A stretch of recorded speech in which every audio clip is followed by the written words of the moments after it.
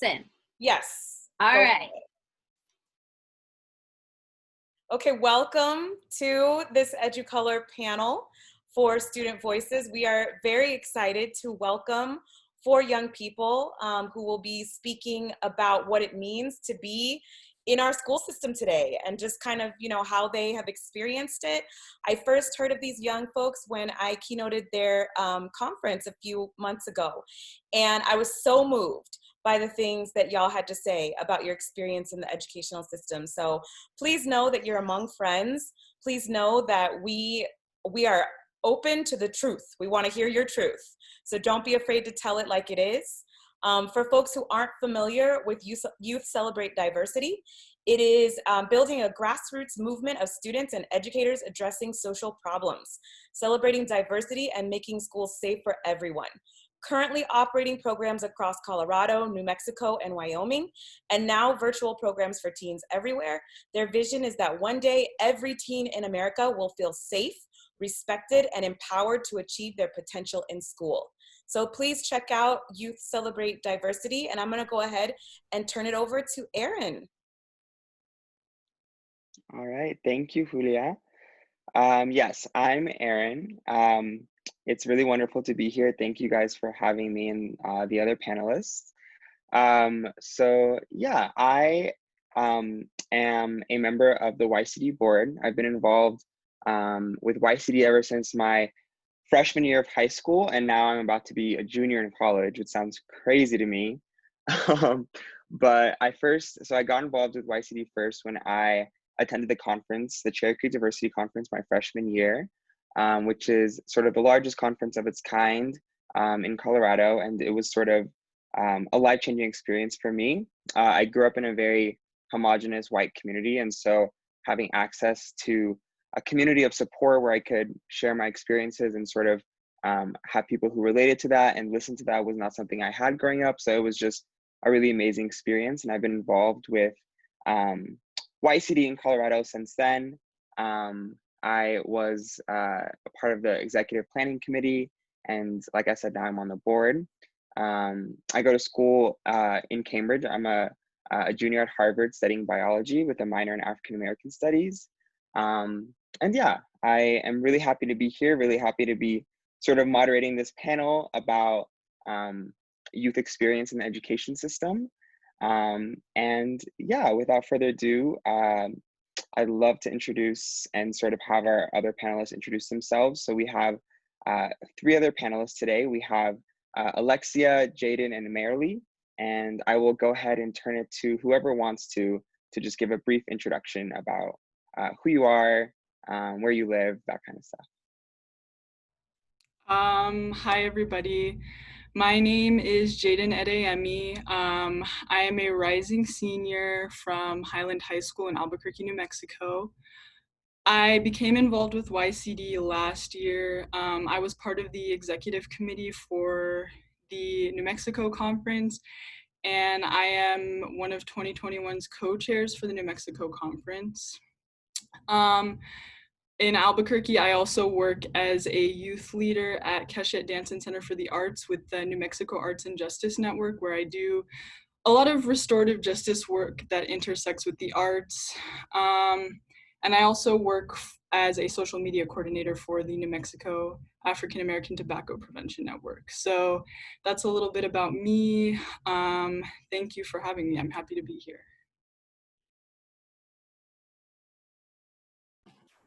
Hello everyone. My name's Alexia Loica. I'm a Native American. I'm from El Pueblo of Zuni here in New Mexico. I am gonna be a sophomore in high school. I live here in Albuquerque, but I go to school at the Santa Fe Indian School. And yeah, how I got involved in this is that my uncle was telling me that that Caleb needed someone that was a Native American who was a high school student to come and speak up. And while I've been around New Mexico, moving from school to school, so I thought I could try it out. And here I am now. And yeah, I'm glad to be here.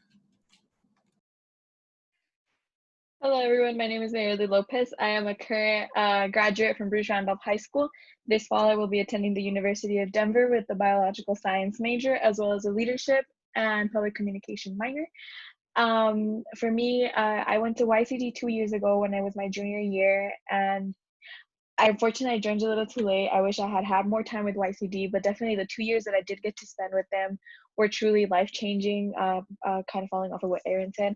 And it was moving to see how so many people from around Colorado could come together in one day and bond over our similarities and embrace our differences. And I think that's something that I definitely want to continue pushing in my community, given the circumstances of the community where I've come from and the student body here being predominantly Hispanic.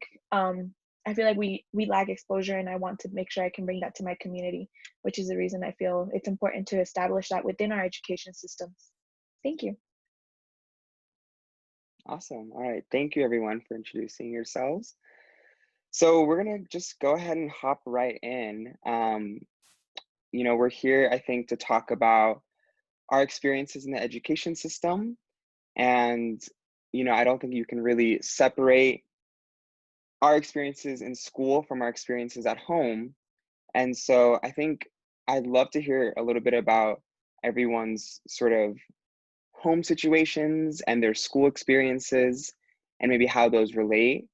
For example, like I said, I am from Littleton, Colorado, which is like a very white suburban town. And I think that was impactful to me for a number of different reasons. But one of the things that I constantly reflecting on is sort of that feeling of isolation that I've always had in where I live and also in the classrooms that I'm at. So that's sort of the first thing that pops into my mind. I'd love to hear about your guys' home situations, your school experience generally, and any special or unique situations that you think would help the teachers understand kind of where you're coming from. Yeah, so like I said, I come from a school off of Santa Elyria. It's the Santa Elyria neighborhood, and for as long as I remember, since I moved here when I was like 3 years old. It's been predominantly Hispanic and Latinx. That's all I've grown up with. My Hispanic culture around me. All my friends in school were Hispanic. It wasn't until I started branching out that I started getting this exposure to different cultures, different people out in the world, and learning about different types of things. Unfortunately, the neighborhood that I do come from is surrounded by gang violence. Youth mortality is extremely high in my neighborhood, and more recently, it's being gentrified a lot. And it's good that we're having positive changes to help our youth, but at the same time, it's not going to benefit youth if it's pushing our youth away. A lot of my friends and family have unfortunately been moved away from the Santa Elyria given the current highway remodelation, and now it's becoming this white suburban neighborhood, and it's no longer the neighborhood that I was used to growing up in. And I feel like it's okay to embrace change, and we need to embrace change, but we also got to consider the Hispanic culture who originally lived here, who built their sculptures here, who built murals all around the city. And I feel like that's something that needs to be taught to our youth a lot more, and how they can advocate for their neighborhoods, given also that a lot of the population here are immigrants, and they're a lot more afraid to speak up for their children or for their own selves. Yeah, totally. Could you share a little bit else as well about the sort of school you went to? Was it public? Do you think some of those issues that you saw in your community, were those at all carried over into your schools? Was it talked about just generally? What kind of school environment do you think you had? So yeah, Bruce Randolph is a public school. It is part of the Denver public school system. And as a result, Bruce Randolph is actually the high school that takes most immigrant children in if they are only Spanish speakers, recently arrived from Mexico, or any other Southern American country. Bruce Randolph is one of the first to actually take them in. We have in our school, there's a specific curriculum and program intended to help these students learn English and adapt to an American school system, and just kind of help them transition into this new country that they came to. And so I noticed that with that, there was a lot of, I guess, bias towards those students and a lot of focus on those students, and they kind of stopped putting focus on the rest of the student body, and they stopped and once a student started misbehaving, or once a student they didn't see a student was adequate enough for the school, and I quote that because I honestly don't think you can judge someone's adequacy, they would kick them out. And there's this other school like 2 blocks from Bruce Randolph, it's called Colorado Academy, something like that.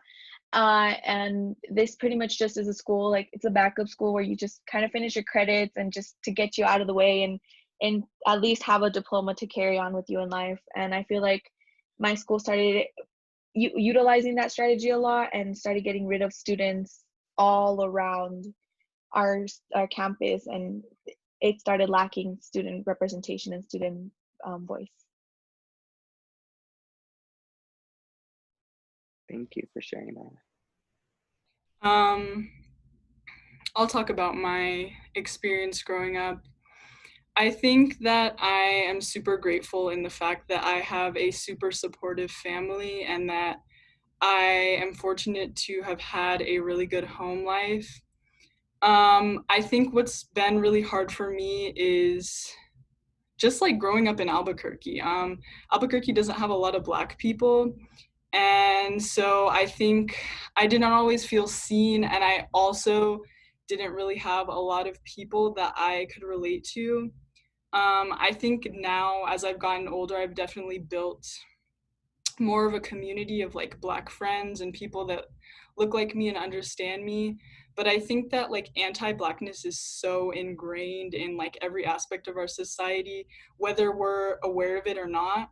And so I think I just like felt that anti-Blackness a lot, whether it was from like non-Black friends that I had at school, or like what we were learning, or the teachers that we had. And I think also for me, it was difficult in the sense that like I didn't also really always understand that, because like as we know, racism, people aren't born racist, people learn racism. And I think it also goes the same way for like people of color. Like as a Black child, I didn't always understand what racism was, and I didn't always understand why there was so much anti-Blackness in the community, and why I was treated differently. Um, and so like the older that I get, I realize more and more how messed up our school system is, and how anti-Black our school system is. And now that I have more of a strong sense of myself and like what it is to be a Black woman in America, that's like really hard for me, like realizing how much self-hatred I had growing up, and like how much I felt like I was lacking community. Totally. Yeah. I'm just sort of reading the chats, and I think that word community really resonated. It definitely resonates with me. I think community, or the lack thereof, can really just like radically change a person's experience. It definitely radically changed mine. It sounds like it had a big impact on yours as well. So thank you, Jaden, for sharing that. Okay. So my experience with schooling has been difficult throughout most of my life, because I've been moving from town to town.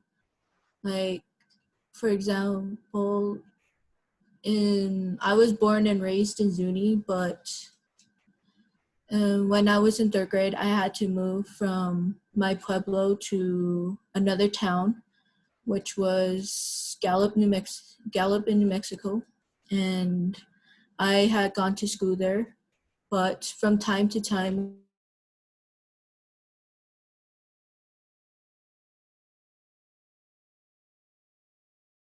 Oop, Alexia, I think your internet may have froze. Maybe we'll give it like a couple more seconds to see if it'll come back.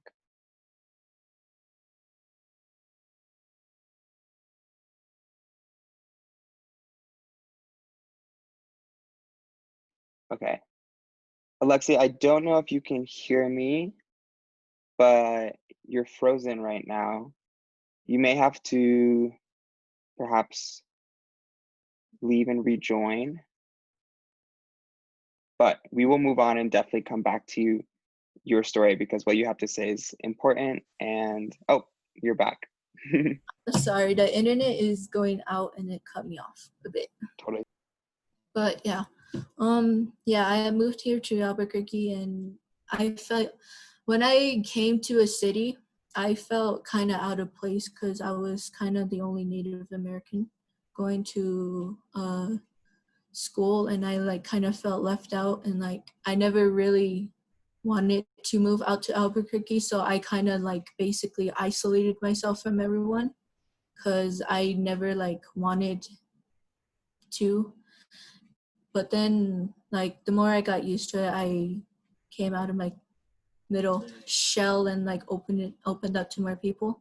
But then recently I've been attending Santa Fe Indian School, which is also a boarding school for all Native kids, because there's many natives that don't really get college opportunities, and at that school it's a college preparatory school, which includes you being in a dormitory.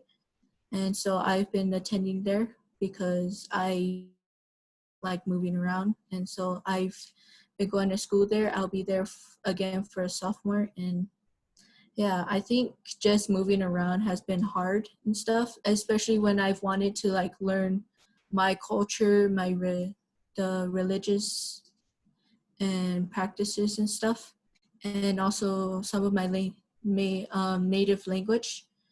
So yeah, and I think it's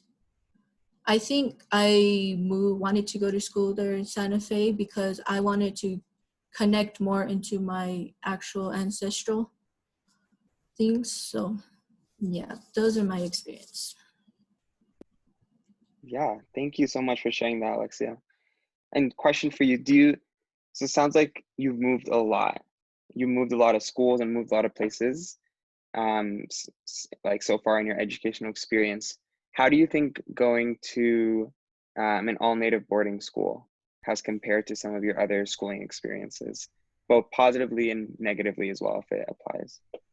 Well, positively, it's mainly because of the dorms, because I get to stay put. Even if my family like moved towns, I get to stay there.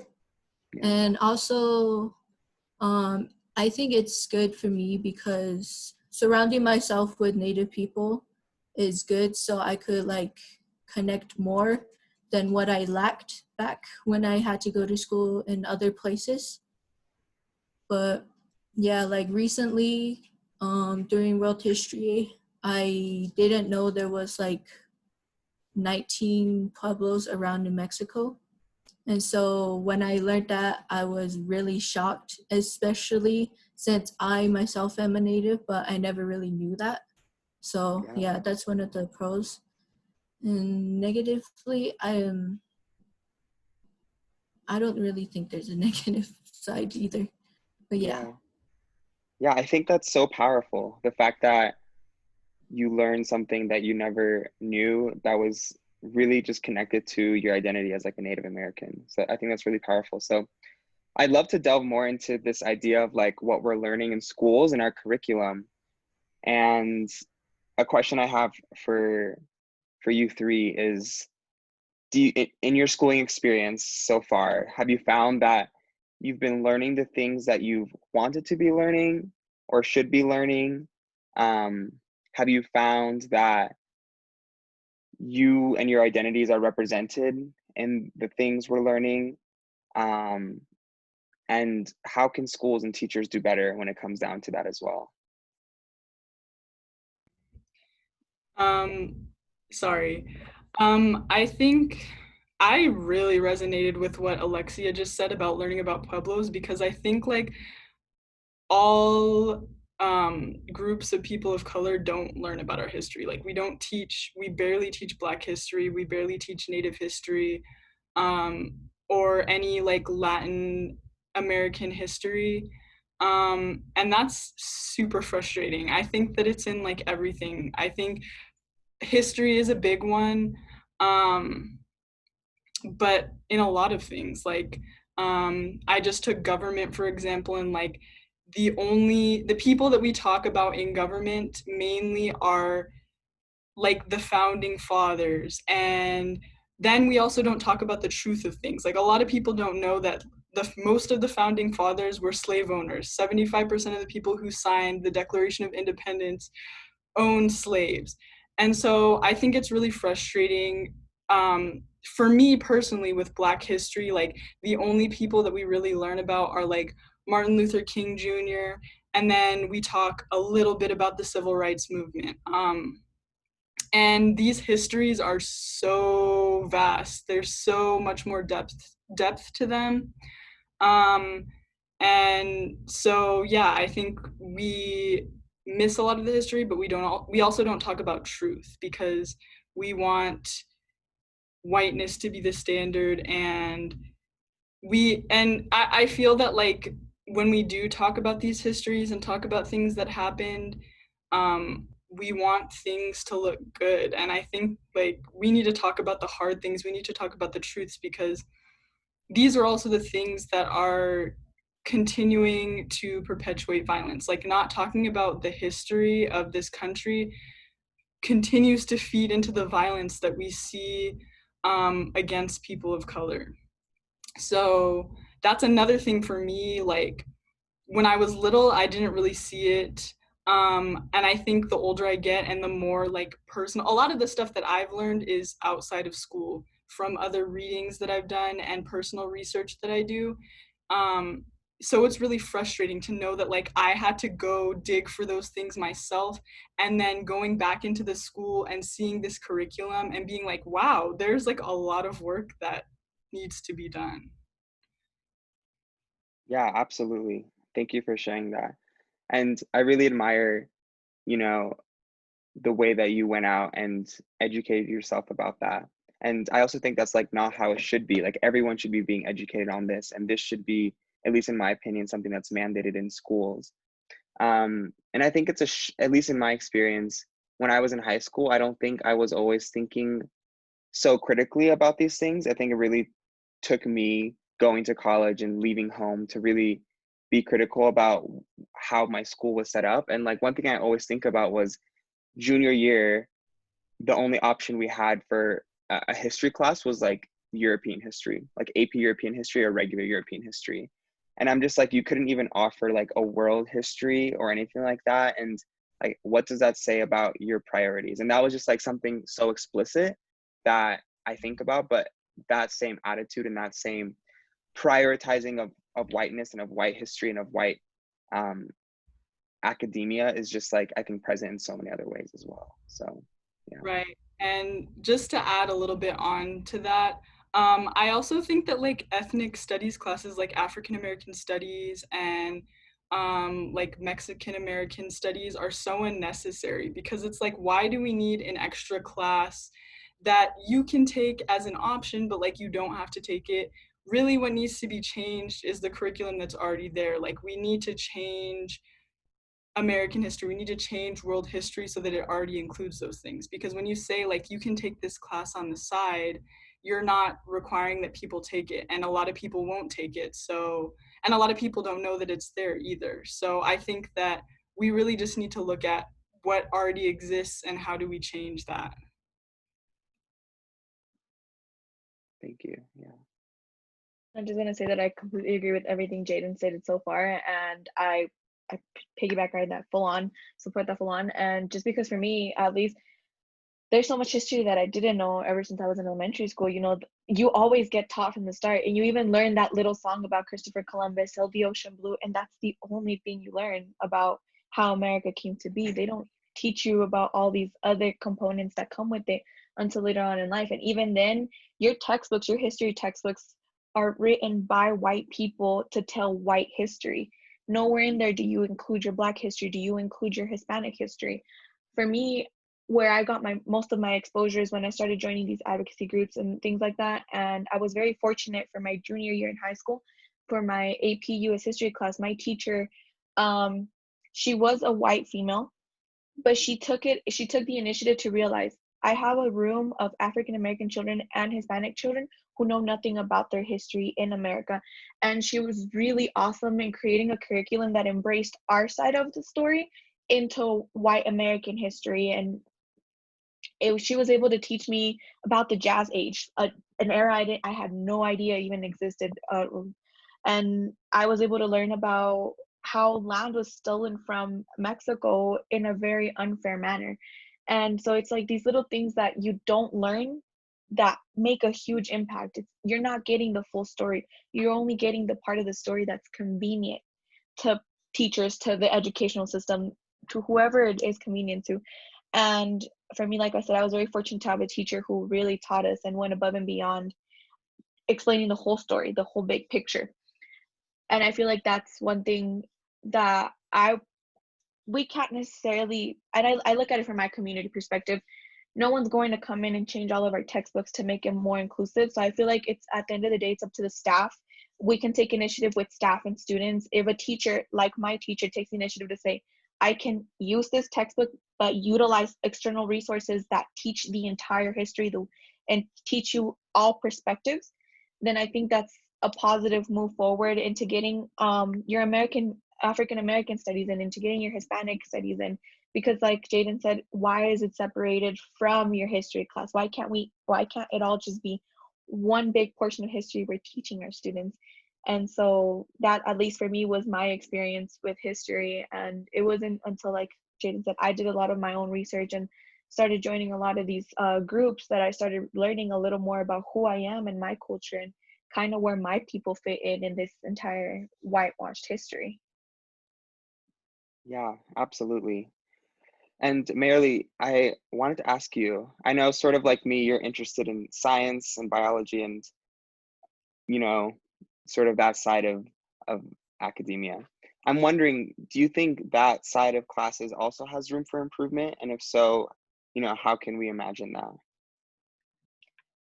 Definitely, there's still a lot of room for improvement. I mean, it's no secret that the STEM field is predominantly dominated by white males. Even a female still struggles a lot in the STEM field, and it's even harder for a female of color or any person of color actually to be prosperous in the STEM field. And I think that's really disappointing. It's even more disappointing when you look at, for example, research books. It's all based on the white human anatomy. You don't have very many textbooks talking to you about an African American woman's body. And as a result, you see it in our healthcare system here in the United States. African American women are more likely to die of a heart attack than any other race, any other gender. And so I feel like that's an injustice that our own education system has brought upon us in not being well-rounded about, my body is not the same as your body is not the same as the person next to you's body. And the fact that we've only based our health, our science, our technology, our math on white focused books is a major injustice and a disappointing occurrence for people of color all around the world. Yeah, absolutely. And I think in my experience, another thing I've noticed is like, especially I think with all classes, but especially with like STEM classes, having parents who are like, who've gone to college and parents who are engineers or doctors or scientists literally helps students so much. And like both my parents didn't go to college, both my parents are immigrants and they work at a liquor store. So like, in my opinion, they're brilliant people, but they don't know how to do calculus and they don't know how to do chemistry. And so I always felt like I had to work 2 times, 3 times as hard as like students who had like college educated parents just to get the same grades. And this, I think, just speaks to how we're defining success in our schools and like how we define who's doing well and who's not, and like where we're putting resources and how we're distributing these resources. Because I don't think we're doing a good job at that. And I don't think we are like giving the students who need more resources those resources. So yeah, and I agree with you there, because same here. Both of my parents are immigrants. None of them completed high school. So for my parents, the fact that I graduated high school, they think that is as far as it can go, right? They don't understand that there's more to this.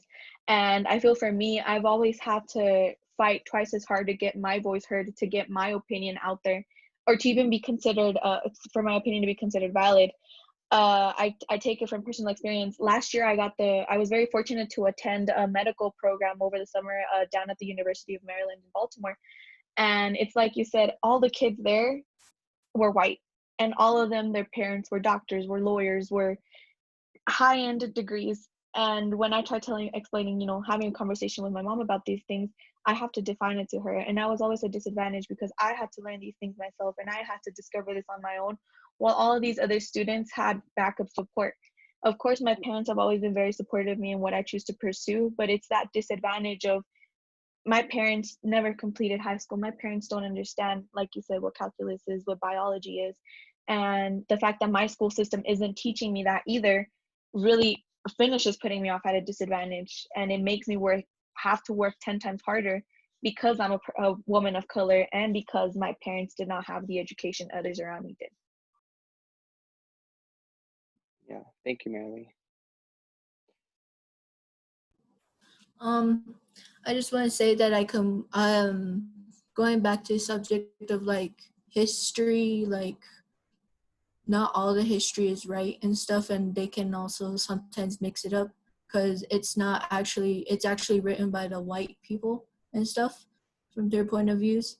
And I say this because one time in my 4th grade class, we were learning about how the conquistadors had came to New Mexico and all. And I was the only Pueblo. I was the only kid from a Pueblo in there. And from reading the textbook, they had like portrayed the Pueblos or the Native Americans as if like they're savages, just basically misjudging them, basically trying to call them the bad people. And I know from time to time, people from my classes would ask me if this was true or not, if we did do this and that. And I personally would feel kind of offended, but I wouldn't like really take it to the heart. And I'd actually have to ask some of my grandparents because I know some my parents and them were also told the same thing. So I'd go to the elders to ask if they've actually done this or that. And yeah. History is really can be sometimes problematic and stuff. And I'm sure there's a way to fix it, especially, yeah.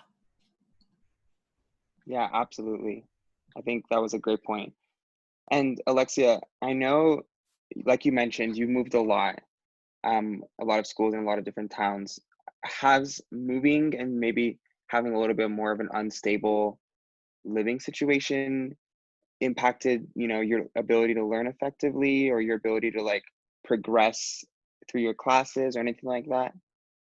Yes, there has been this one time, since I'm going to be a sophomore, I was supposed to be in geometry my freshman year.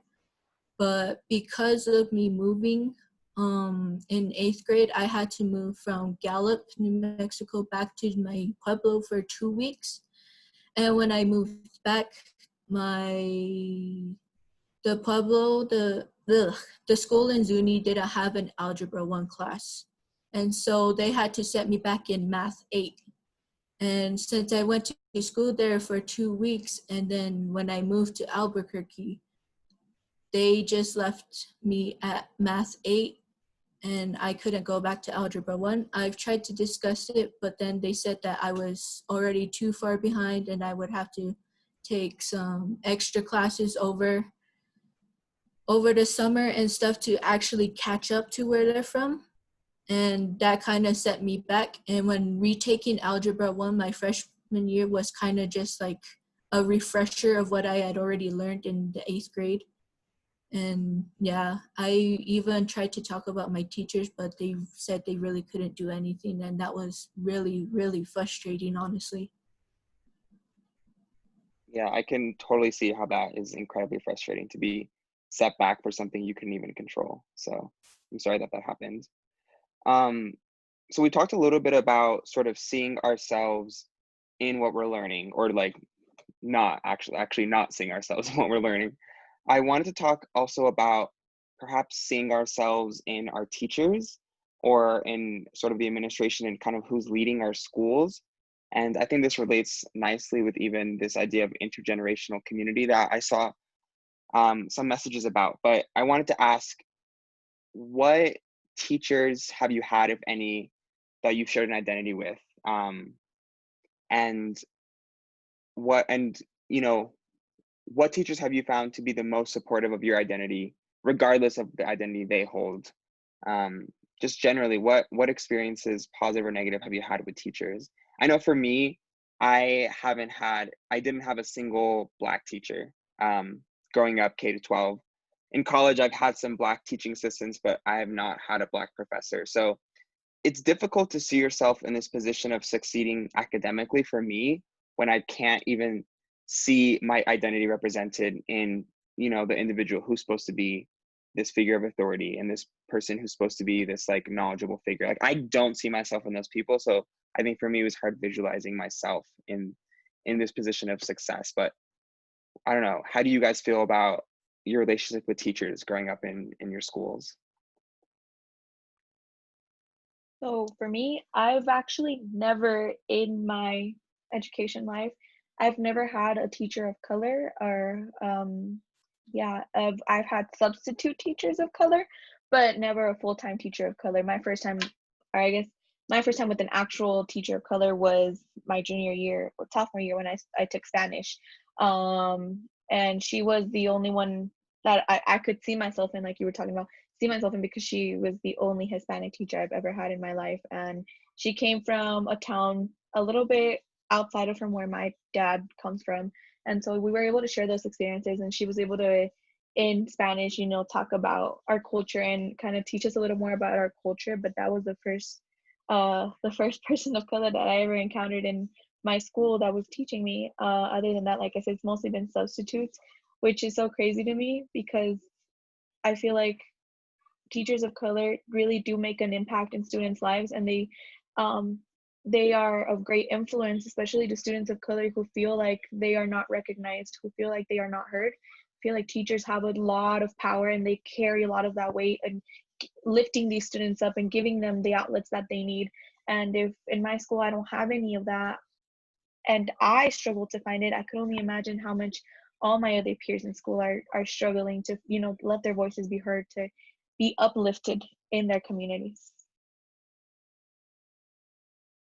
Yeah, absolutely. Thank you. Yeah. Um, I've had few teachers of color. I can only remember having one Black teacher my freshman year. Um, and she was really good. I loved her.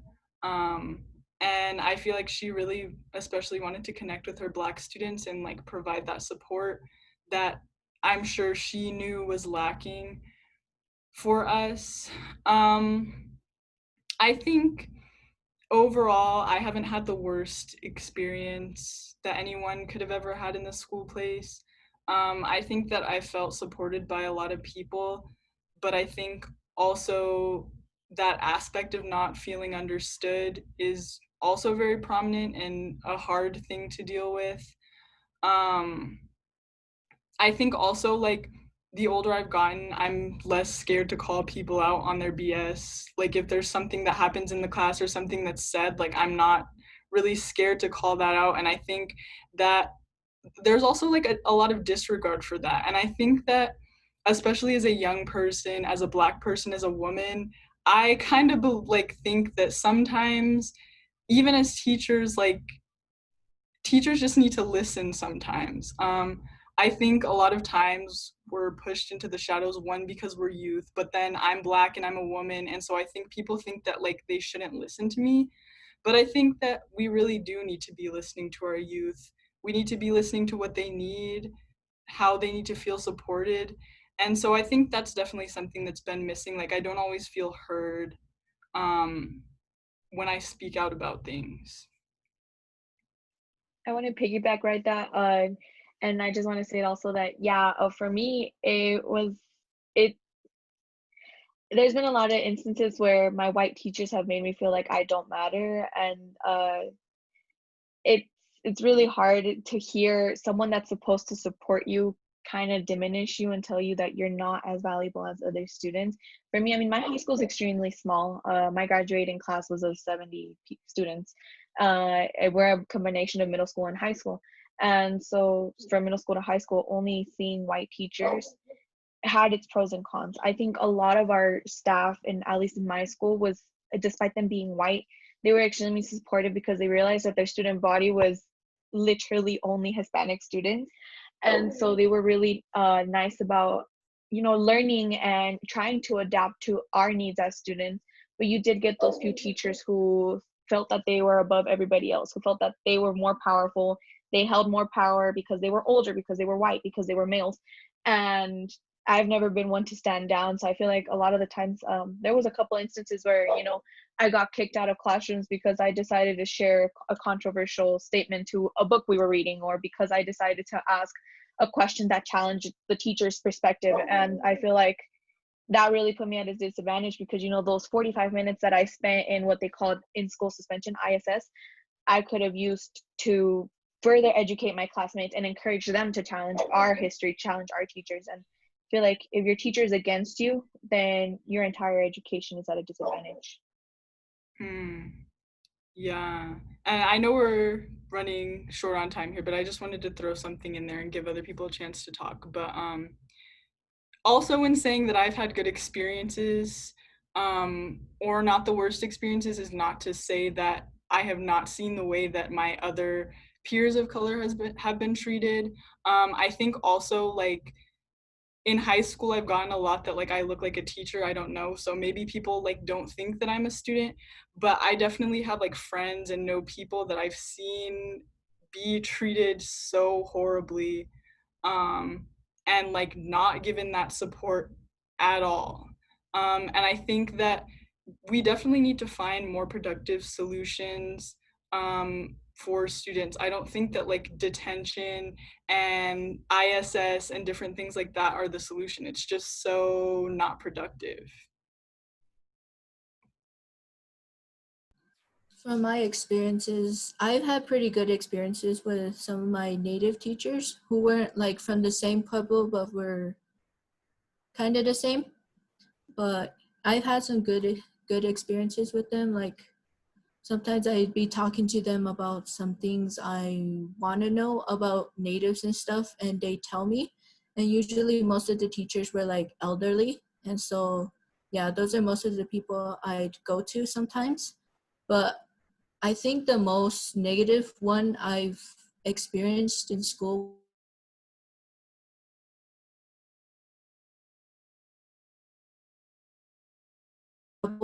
um, to Zuni some religious practices.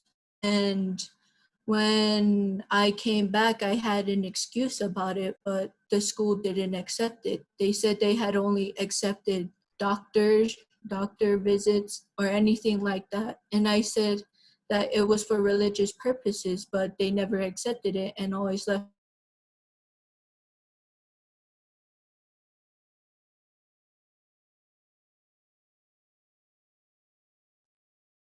Alexia, I think you cut out. Okay. Okay, sorry.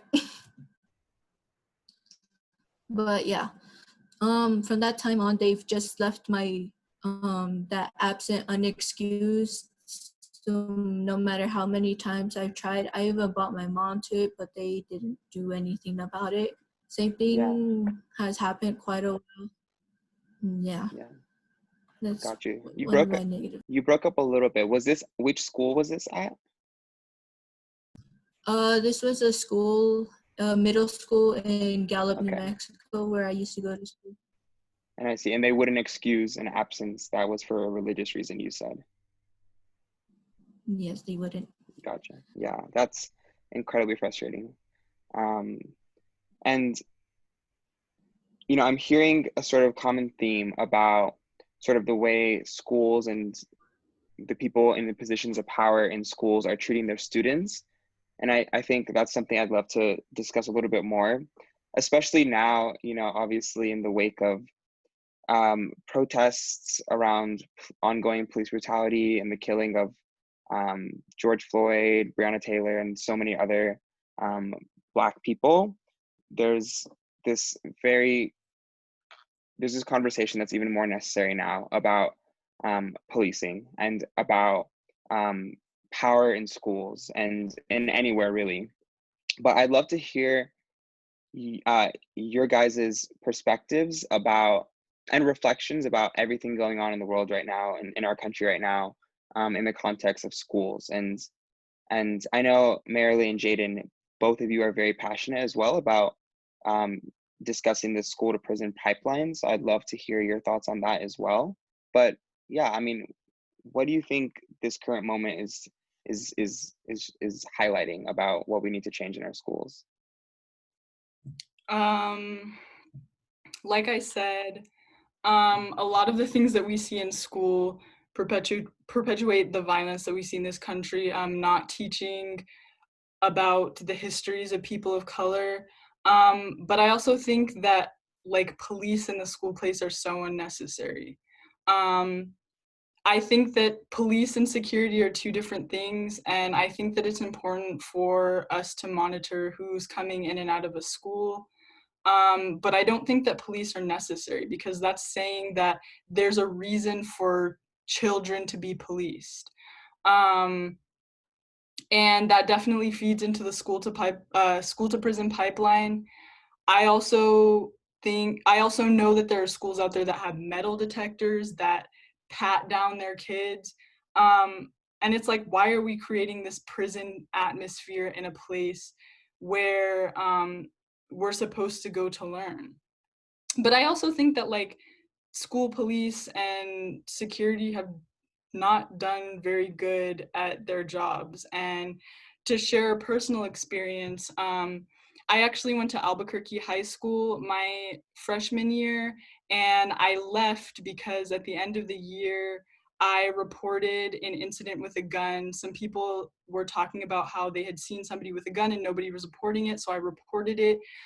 In my email to the principal, I specifically asked that my name be kept anonymous.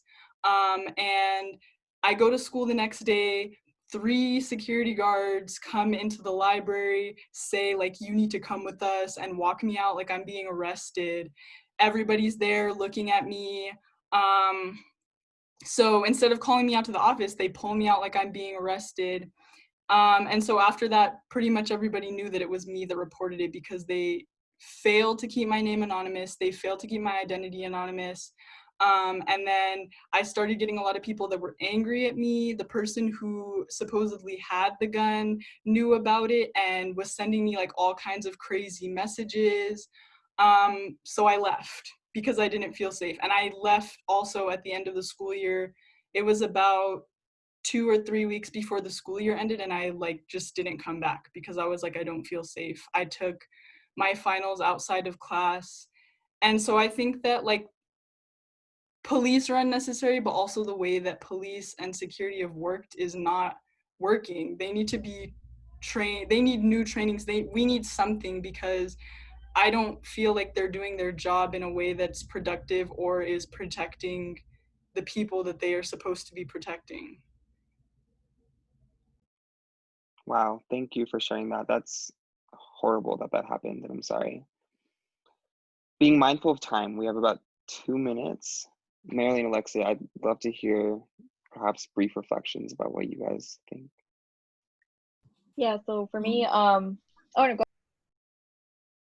Oh, I was just gonna add that I do agree that the policing and security at schools have failed, because I did have security walking around in my middle school when I used to go to school in Gallup, and they'd always tell us to take off our jackets because there's a lot of school shootings at that time, and they'd always set it as a weapon and stuff, and so we'd always have to take off our jackets whenever they said, or just have it off all day.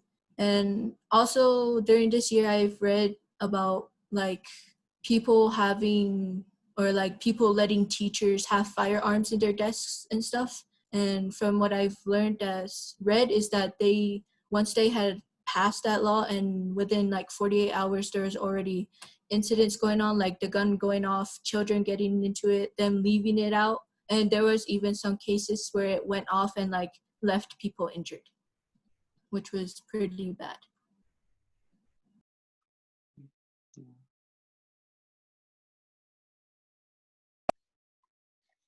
For me, and just with the interest of time, of course, respecting everybody's time, just briefly, I think one thing that my school, actually DPS as a whole, is really guilty of, especially in the Santelia community, is that staff, administration, our security guards, they try to make younger siblings out to be like their older siblings. A lot of our older generations have been involved in gangs for a really long time, and a lot of these younger siblings did know about it, but they're not interested in it. And so the fact that for me, like at least in my school, teachers look at a younger student, they're like, oh wait, you're related to so and so, so you're totally gonna be like them, and I'm gonna treat you like I treated your sibling in my class because you're gonna be like them. And I feel like that really puts students at a disadvantage because you're trying to separate them from these negative influences, gangs, drugs, alcohol, any of that, but you're feeding it into them by trying to make them out to be like their older siblings. And that's something that my school is really guilty of. And another thing is, in my school, like Jana was saying, they really do not respect students' wishes to remain anonymous with certain situations and stuff like that. There's been many instances where I walk into the office and the secretaries are gossiping about what a student is in trouble for in the principal's office, and then they go and tell other teachers, and then these teachers go and tell other teachers. And I feel like that's a violation of the student's behavior, of the student as a whole, that is extremely unfair and should definitely be changed, because it's these negative actions that lead the student to continuously misbehave and to continuously feel like they're being antagonized. And just the fact that in my school, everybody associates Bruce Randolph as the gang school. Everybody's in a gang there. Automatically, police officers, when they see us walking out of school or when we're walking home, I was stopped a lot of times, and they searched my backpack because they thought I was carrying some form of weapon or some form of drug substance. And I think that's really unfair, because just because we live in a neighborhood that surrounded by gang does not mean we have to bring it into our schools. The more you bring it up to our students, the more you stop a student that's walking home because you suspect them, the more the student is more likely to be curious about this and realize that, no one's in support of them. No one's going to support their dreams to, I don't know, become a singer, because the automatic first thing they think is you're carrying a weapon in that backpack as you're walking home.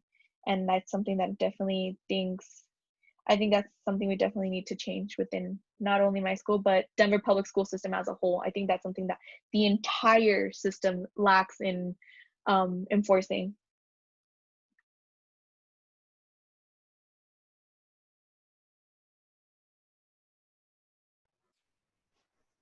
All right, everyone. I like y'all to give it up for our students, y'all. Jaden, Miley, Aaron, Alexia, and of course, shout out to Caleb as well. Y'all were amazing. Thank you so much. We gotta do this work with y'all. We gotta do better as adults. So thank you so much for that. And of course, feel free to shout them out. I think y'all are on Instagram at YC Diversity. Am I right? Yes. And if it's okay, I'm just going to drop my email in the chat in case anybody wants to contact me. I'm open to questions, conversation, so do it. I love it. I love it. Promote yourselves, y'all. Don't be afraid of that.